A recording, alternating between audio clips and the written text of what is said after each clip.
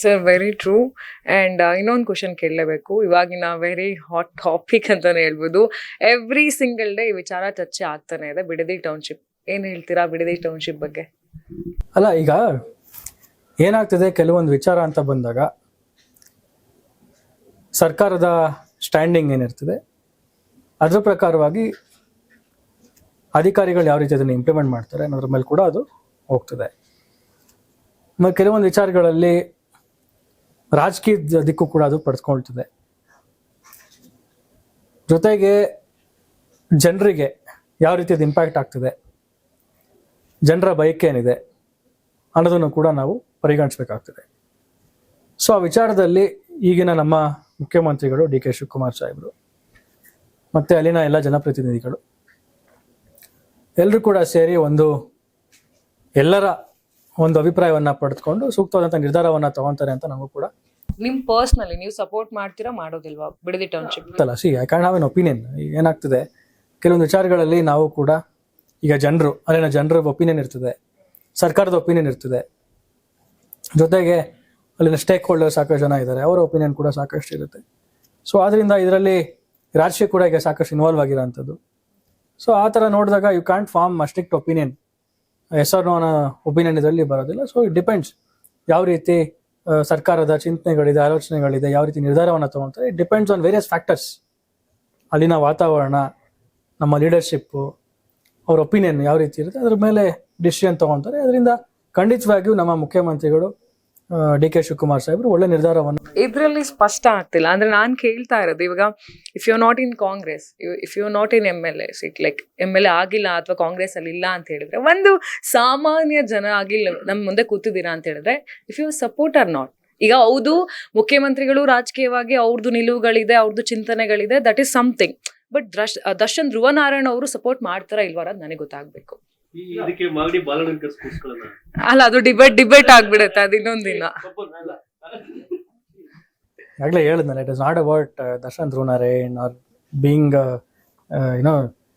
Citizen or ಆ ಥರ ಅಲ್ಲ. ಇದು ಅಲ್ಟಿಮೇಟ್ಲಿ ಸರ್ಕಾರದ ಪ್ರಾಜೆಕ್ಟ್. ಇದು ಸರ್ಕಾರದ ಪ್ರಾಜೆಕ್ಟ್ ಅಂತ ಬಂದಾಗ ಇದು ಯಾವ ಟೈಮಲ್ಲಿ ಇದು ಮುನ್ನೆಲೆಗೆ ಬಂತು, ಇನಿಷಿಯಲ್ ನೋಟಿಫಿಕೇಶನ್ ಯಾವಾಗಾಯಿತು, ಈಗ ಯಾವ ಒಂದು ಸನ್ನಿವೇಶದಲ್ಲಿದೆ, ಇದೆಲ್ಲವನ್ನೂ ಕೂಡ ನಾವು ನೋಡಬೇಕಾಗ್ತದೆ, ವಿಚಾರವನ್ನು ಮಾಡಬೇಕಾಗ್ತದೆ.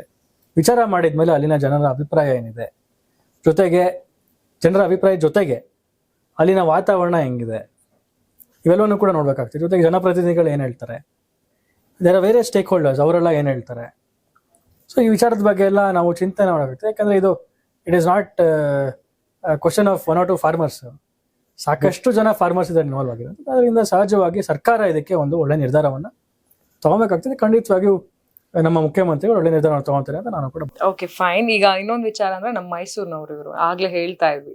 ಸೊ ಇನ್ನೊಂದಂದ್ರೆ ಮೈಸೂರಲ್ಲಿ ಇದ್ದಿದ್ದು. ಸೊ ಇವಾಗ ಈ ಬಿಡದಿ ಟೌನ್ಶಿಪ್ ಯೋಜನೆನೆ ನಮ್ಮ ಮೈಸೂರಿಗೆ ತಂದಿದ್ರೆ ನಮ್ಮ ಮೈಸೂರು ಅಭಿವೃದ್ಧಿ ಆಗ್ತಿತ್ತ? ಈ ತರ ಒಂದು ಥಾಟ್ ಬಂದಿಲ್ವಾ ನಿಮಗೆ? ತರ್ಬೋದಿತ್ತಲ್ಲ ಆ ಟೌನ್ಶಿಪ್ ನ ಅಂತ. ಈಗ ನಂಜನಗೂಡು ಔಟ್ಸ್ಕರ್ಟ್ಸ್ 15 ಅಂದರೆ ನಂಜನಗೂಡು ಔಟ್ಸ್ಕರ್ಟ್ಸ್ ಅಂದರೆ ಮೈಸೂರು ಔಟ್ಸ್ಕರ್ಟ್ಸು, ನಂಜನಗೂಡಿನ ಎಂಟ್ರಿ ಪಾಯಿಂಟ್ನಲ್ಲಿ ಅಡಕನಹಳ್ಳಿ, ಇಮ್ಮಾವು ಮತ್ತು ಕಲ್ಲಳ್ಳಿ ಎಲ್ಲ ಇಂಡಸ್ಟ್ರಿಯಲ್ ಏರಿಯಾಸ್ ಇರೋಂಥದ್ದು. ಅಲ್ಲಿ ಸಾಕಷ್ಟು ಫ್ಯಾಕ್ಟ್ರೀಸು ಬಂದು ಅವರ ಹಣವನ್ನು ಹೂಡಿಕೆ ಮಾಡೋದು. ನಮ್ಮಲ್ಲಿ ಬನಾರಿ ಅಮನ್ ಶುಗರ್ ಫ್ಯಾಕ್ಟ್ರಿ ಬಂದು ಸ್ಥಾಪನೆ ಆಯಿತು. ಸಾವಿರಾರು ಜನ ಯುವಕರಿಗೆ ಅಲ್ಲಿ ಇವತ್ತು ಒಂದು ಉದ್ಯೋಗಾವಕಾಶ ಆಗಿರೋಂಥದ್ದು. ನೆಸ್ಲೆ ಫ್ಯಾಕ್ಟ್ರಿ ಬಂತು, ಜುಬ್ಲೆಂಟ್ ಫಾರ್ಮಾಸ್ಯೂಟಿಕಲ್ ಇಂಡಸ್ಟ್ರಿ ಬಂತು, AT&S, read and Taylor, TVS, ಈ ಎಲ್ಲ ಇಂಡಸ್ಟ್ರೀಸ್ಗೂ ಕೂಡ ಸಾಕಷ್ಟು ಜನ ಯುವಕರಿಗೆ, ಅಲ್ಲಿನ ಲೋಕಲ್ ಯುವಕರಿಗೆ ಅವಕಾಶ ಆಗಿರೋದು ತಮಗೆ ಗೊತ್ತಿರೋಂಥ ಒಂದು ವಿಚಾರ. ಜೊತೆಗೆ ನಮ್ಮಲ್ಲಿ ಹೊಳೆ ಹೋಗೋದ್ರಿಂದ ಸಾಕಷ್ಟು ಬ್ರೂವರೀಸ್ ಬಂತು. ಆ ಒಂದು ಏರಿಯಾನಲ್ಲಿ ಸಾಕಷ್ಟು ಬ್ರೂವರೀಸ್ ಬಂತು. ಸೊ ಅದರಿಂದ ಕೂಡ ಸಾಕಷ್ಟು ಎಂಪ್ಲಾಯ್ಮೆಂಟಲ್ಲಿ ಜನ್ರೇಟ್ ಆಗಿರೋಂಥದ್ದು. ಯುವಕರಿಗೆ ಬೇರೆ ಕಡೆ ವಲಸೆ ಹೋಗೋದು ತಪ್ಪಿದೆ. ಎಲ್ಲಿಗೆ? ಮೈಸೂರಿಗೆ ಅಥವಾ ಬೆಂಗಳೂರಿಗೆ ಒಂದು ಇಲ್ಲಿ ಕೆಲಸ ಹುಡ್ಕೊಂಡು ಕೆಲಸ ಮಾಡೋ ಅಂಥ ಒಂದು ಪರಿಸ್ಥಿತಿ ಅವ್ರಿಗೆ ಬಂದಿಲ್ಲ. ಲೋಕಲ್ ನಂಜನಗೂಡಿನಲ್ಲೂ ಕೂಡ ನಾವು ಕೆಲಸದ ಅವಕಾಶವನ್ನು ಅಲ್ಲಿ ಸೃಷ್ಟಿಯಾಗಿರೋಂಥದ್ದು. ಅದೇ ರೀತಿ ನೀವು ಚಾಮರಾಜನಗರಕ್ಕೆ ಹೋಗಿ, ಚಾಮರಾಜನಗರದಲ್ಲಿ ಇವತ್ತು ಇಂಡಸ್ಟ್ರಿಯಲ್ ಏರಿಯಾ 6-7 years ಹಿಂದೆ ನೋಡಿದ್ರು ಈಗ ನೋಡಿದ್ರು ನಿಮಗೆ ಡಿಫ್ರೆನ್ಸ್ ಕಾಣಿಸ್ತದೆ. ಬ್ಯಾರನ್ ಲ್ಯಾಂಡ್ ಇತ್ತು 5-6 years ago. ಈಗ ಸಾಕಷ್ಟು ಜನ ಬೇರೆ ಬೇರೆ ದೇಶಗಳಿಂದ ಬಂದು ಇನ್ವೆಸ್ಟ್ ಮಾಡ್ತಾ ಇದ್ದಾರೆ. ಒಂದು ಲಿಥಿಯಂ ಅಯಾನ್ ಬ್ಯಾಟ್ರಿ ಕಂಪ್ನಿ, ಈಗಿನ ಇ ವಿ ವೆಹಿಕಲ್ಸ್ಗೆ ಆಗೋಂಥ ಒಂದು ಬ್ಯಾಟ್ರಿ ಕಂಪ್ನಿ ಕೂಡ ಬಂದು ಅಲ್ಲಿ ಹಣವನ್ನು ಹೂಡಿಕೆ ಮಾಡಿ ಅಲ್ಲೂ ಕೂಡ ಫ್ಯಾಕ್ಟ್ರಿನ ತೆರೆಯುವಂಥ ಕೆಲಸ ಈಗ ನಡೀತಾ ಇದೆ, ಫ್ಯಾಕ್ಟ್ರಿ ನಡೀತಾ ಇದೆ.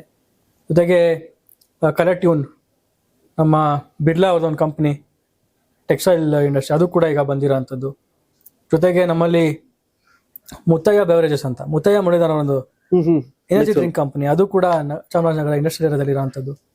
ಸೊ ಈ ರೀತಿ ಇಂಡಸ್ಟ್ರೀಸು ಅವರ ಹಣವನ್ನು ಹೂಡಿಕೆ ಮಾಡಿ ಅಲ್ಲಿ ಬಂದಾಗ ಅಲ್ಲಿನ ಜನತೆಗೆ, ಅಲ್ಲಿನ ಯುವಕರಿಗೆ, ವಿದ್ಯಾರ್ಥಿನಿಯರಿಗೆ ಉದ್ಯೋಗಾವಕಾಶ ಆಟೋಮೆಟಿಕ್ಲಿ ಕ್ರಿಯೇಟ್ ಆಗ್ತದೆ. ಅವರು ಚಾಮರಾಜನಗರದಿಂದ ನಂಜನಗೂಡಿನಿಂದ ಮೈಸೂರಿಗೋ ಬರೋದು ತಪ್ತದೆ. ಆವಾಗಲೇ ಹೇಳಿದ್ರಲ್ಲ, ಏನು ಬೇರೆ ಸಿಟೀಸಿಂದ ಬರೋದು, ಇಂಟರ್ನಲ್ ಮೈಗ್ರೇಷನ್, ಅದನ್ನು ತಪ್ಪಿಸ್ಲಿಕ್ಕೆ ಇದರಿಂದ ಸಾಧ್ಯ ಆಗ್ತದೆ. ಅವರವರ ರೀಸನಲ್ಲಿ, ಅವರ ಸಿಟೀಸಲ್ಲಿ ಉಳ್ಕೊಂಡು ಅವ್ರಿಗೆ ಒಳ್ಳೆ ಸಂಬಳವನ್ನು ಕೊಟ್ಟು ಒಳ್ಳೆ ಬದುಕನ್ನು ಸೃಷ್ಟಿ ಮಾಡ್ಕೊಳ್ಳೋಂಥ ಒಂದು ಕೆಲಸ ಇದರಿಂದ ಆಗ್ತದೆ. So I C it that way. Yes, sir. Thank you so much.